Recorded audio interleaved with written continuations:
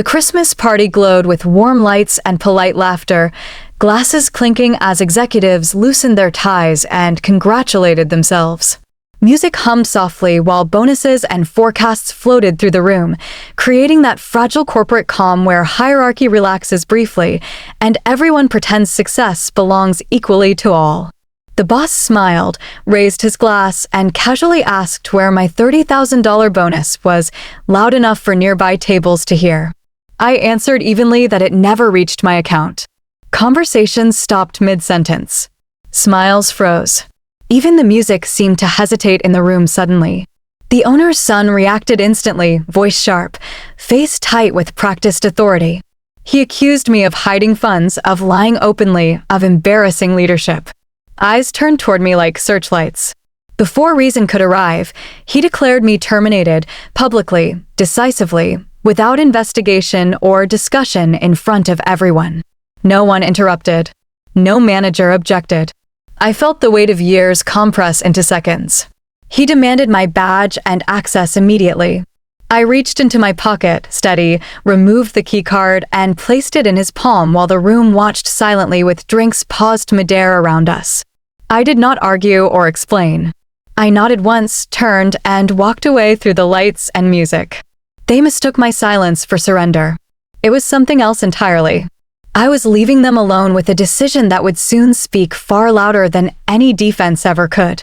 I did not argue when they fired me because I recognized the moment instantly. I had seen it many times across decades of meetings and restructurings. When authority feels challenged in public, it seeks noise, not clarity. Exploding would have fed pride, not facts, and I had learned long ago that volume never protects truth. I stood there calm because shouting only gives cover to poor decisions. Arguments become entertainment, and entertainment distracts witnesses from consequences. I understood that defending myself in that room would not correct the story. It would simply make me part of it. Silence, however, forces memory to work later. They believed I was just another senior employee collecting a paycheck. They never understood my actual function. I was not a performer or a figurehead. I was the person who knew how the investor demo breathed. I understood the architecture, the permissions, the order of trust, and how access flowed quietly through the system. Every launch, every rehearsal, every approval passed through my hands before it ever reached executives. Not because I demanded control, but because experience naturally settles where mistakes are expensive. That knowledge was invisible to people who confuse confidence with comprehension. So I let them fire me. I let them believe authority had one. Because real power is not removing people. It is understanding what they carry with them when they leave. They learned too late that ignorance always invoices arrogance without mercy. When the owner's son demanded my keycard, he believed he was stripping away a piece of plastic that granted simple entry. He never understood that the card carried layers of authorization built over years, permissions that allowed the entire demonstration environment to function. It was not a symbol of ownership. It was a bridge between systems that only worked because someone responsible maintained it quietly. That small rectangle connected internal networks, authenticated restricted tools, and validated the investor demo sequence scheduled for the next morning. Every approval chain, every load test, every protected module had been tied to my credentials for accuracy and security. It was designed that way to avoid errors during high-stakes presentations. He never bothered to learn this. He assumed access was decorative, not structural. I offered no explanation when he demanded it. The room was already charged with accusation, and any clarification would have been treated as excuse. I simply placed the card in his hand with steady calm. There was no threat, no warning, no attempt to make him reconsider. I complied exactly as instructed, allowing the company to take full ownership of the decision without interference. As I stepped into the cold night outside the party venue, I knew what the next morning required to run. I also knew nothing would operate without the card they had taken so confidently. The building behind me glowed with celebration, unaware that their most important presentation had just lost its foundation. The next morning, the office buzzed with the polished excitement reserved for major investors. Cars lined the entrance, security escorted guests through glass doors, and executives rehearsed their smiles and reflections as though confidence alone could guarantee success. The tension of the previous night had evaporated, replaced with the belief that removing me had solved everything. They trusted the show would run itself. Inside the presentation suite, screens glowed softly while technicians checked lighting, unaware that none of the deeper systems had authenticated since my departure. Leadership walked from group to group, reassuring everyone that the company was ready for the $70 million demonstration. They convinced themselves that yesterday's public firing showed strength and control. I was miles away, enjoying a quiet morning with no intention of interrupting their preparations. My phone remained untouched. My laptop stayed closed. I logged into nothing. Silence became my only participation in the day, and silence can be far louder than explanation when people do not understand the structures they depend on. Executives mistook my absence for surrender, imagining I had accepted guilt or defeat. They never considered that a system built on authorization cannot recognize replacements just because leadership demands it. In their minds, quiet meant compliance. In reality, quiet meant inevitability. As investors took their seats and the final preparations began, the presentation software initiated its countdown. The room leaned forward with confidence, unaware that the clock was not leading them toward success, but toward the moment everything would stop. When the countdown reached 0, the room leaned in with anticipation. The first slide appeared, smooth and polished, and the executives exhaled as though the hardest part was already behind them. Then the platform attempted to authenticate.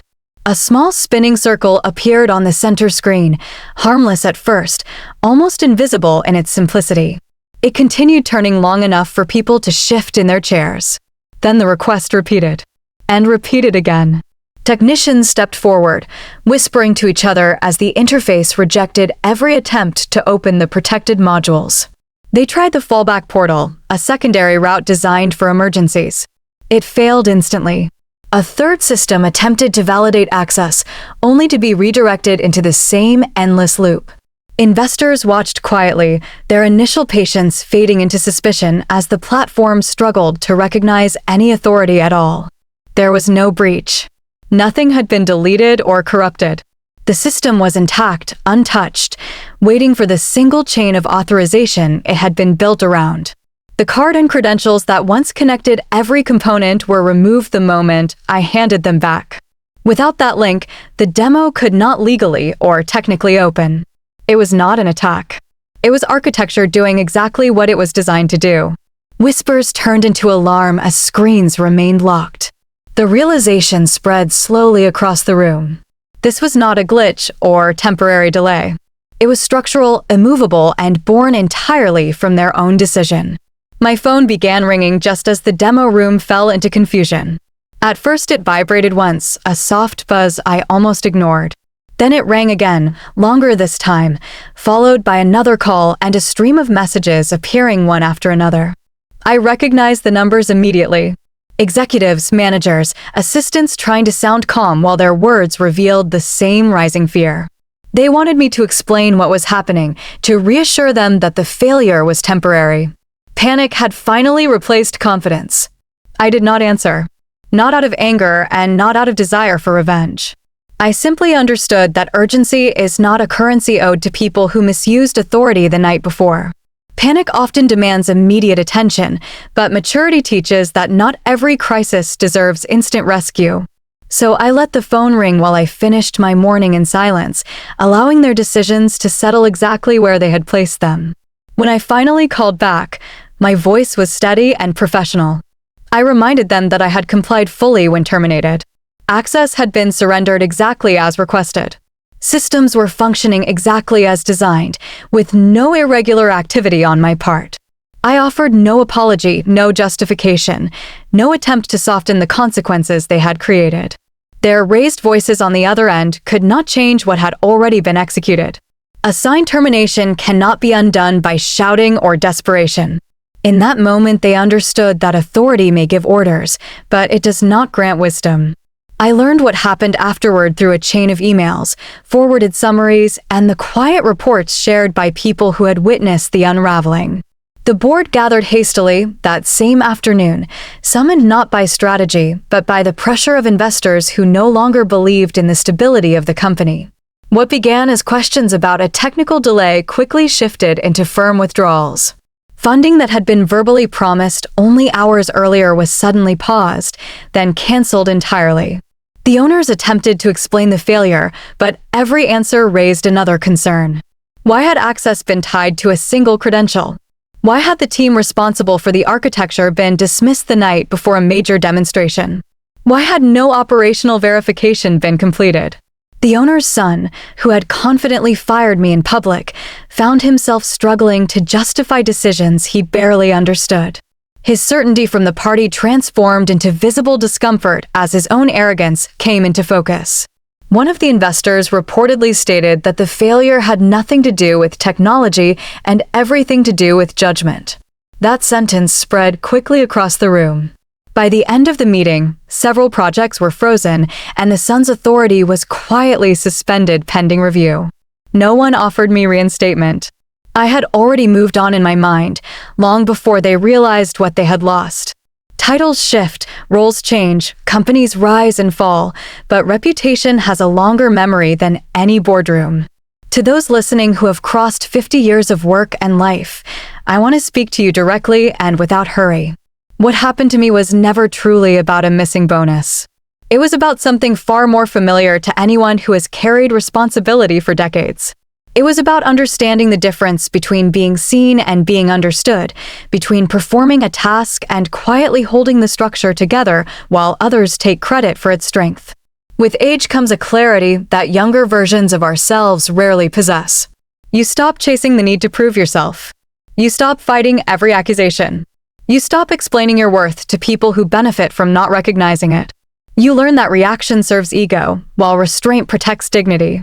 You realize that silence is not weakness. It is preparation for the moment when truth becomes unavoidable. I want you to remember this. When someone disrespects you, you do not owe them an argument. When someone dismisses you, you do not owe them an explanation. Your value is not measured by how loudly you defend yourself, but by how deeply your work is woven into the fabric of the place that underestimated you. Design your position so that your absence teaches the lesson your presence never needed to announce. Let people discover the consequences of ignoring experience. Time reveals more than confrontation ever could. Experience does not need to shout.